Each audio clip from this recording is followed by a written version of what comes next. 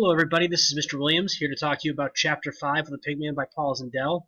I'm labeling this one Meet the Families of Mr. Pignotti Part 1, because this is the first time we're going to get a good glimpse of interactions between these characters and learn more about them as a whole. Now, although I don't have the graphic in this video, you should remember from the last two videos the storyline, and we're continuing the conflicts and the rising action here. And since we are still in the rising action, we should always be looking for increases in suspense or conflict with our characters.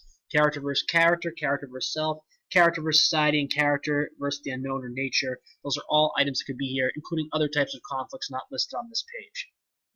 So let's meet the Conlins, or at least in this case, Mrs. Conlin.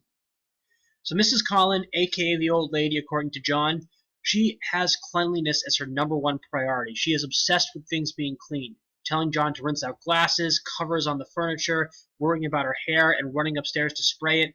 Cleanliness is a priority, and for John, that is a problem. Also, the phrase, basically, why can't you be like your brother or sister, comes into play here.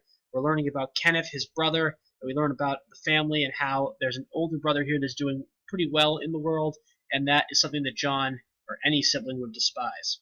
Now, John causes trouble because of this. I put a picture of a rotary dial phone on this in the bottom right so you understand what happened.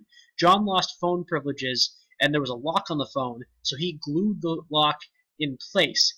And looking at the picture down there and looking at how that dial works, you can get an idea of how you would put a lock on a phone to stop it. It's not like a password. We're talking about literally locking the phone. Note that he's rebellious. He's asked if he wants milk, he gets soda, or wants to get soda. There's a bit of rebellion here where he's trying to fight back against his parents, who are once again comparing him to his brother and yelling at him all the time. And don't forget that Mr. Conlin is angry. Now, he's not actually in this scene, but the boar will come into play at some point, and so we should be aware that Mr. Conlin is not happy with John for causing trouble with the phone. Now it's time to meet Mr. Pignotti. Mr. Pignotti is, of course, our title character once again, and we need to know what we learn about him when we first meet him in person. First of all, we know that he goes to the zoo regularly. He mentions it, and he's coming back from the zoo, or he came back from the zoo when they stopped by. We also know that his wife's in California with Mr. Pignotti's sister. And we also know that John likes him because he's different from Mrs. Conlin. This doesn't fully come into play until the last page or two of the chapter, but John doesn't like his home because he can't touch anything. Everything has to be clean. But in that pig room, Mr. Pignotti says, feel free to touch this stuff. The house is a little bit of a mess with electrical junk everywhere because Mr. Pignotti's wife is not there. All this stuff helps John feel more connected to Mr. Pignotti.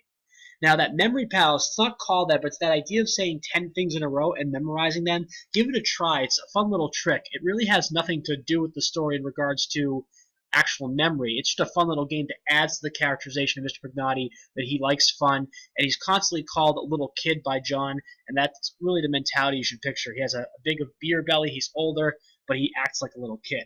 Now, there is something that I hope you noticed, you advanced inferencers out there. Inferencers isn't a word, but let's go with it. Did you notice why the memory trick is funny? Because as much as you can remember 10 random items in a row, the one thing you can't remember is Mr. Wandermeyer, which is John's fake name. It's meant to create some humor there and show how ridiculous the situation is. Now, the pig room is an interesting scene to end this chapter. We should look at it and think about how important that setting must be. It's connected to his wife, it's connected to the pig man himself, and so that's a room that looks very important to him, and it's a little odd to see. You have to try to visualize it in your head, but definitely worth thinking about. That pig room is probably the cleanest room in the house that we've seen so far.